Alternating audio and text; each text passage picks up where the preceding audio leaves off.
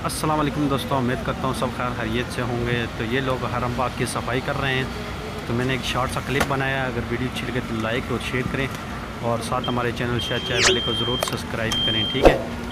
तो कमेंट करके ज़रूर बताना कि ये सफाई वालों की वीडियो आप लोगों को कैसी लगी।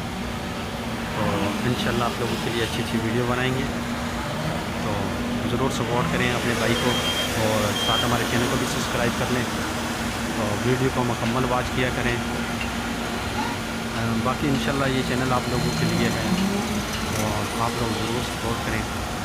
और जिन दोस्तों ने मुझे सपोर्ट किया उन लोगों का बहुत बहुत शुक्रिया, और जिन लोगों ने हमें सब्सक्राइब किया, जिन लोगों ने मेरी वीडियो देखी, उन लोगों का भी बहुत बहुत शुक्रिया।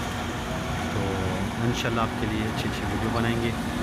तो ज़रूर अपने गाँव में याद रखें। इंशाल्लाह हम आप लोगों को आपके गाँव में याद रखेंगे, ताकि अल्लाह ताला हर मुसलमान की परेशानी को दूर फरमाए, और जो बे औलाद हैं अल्लाह ताला उनको औलाद नसीब करे। तो इंशाल्लाह आप देखें वीडियो।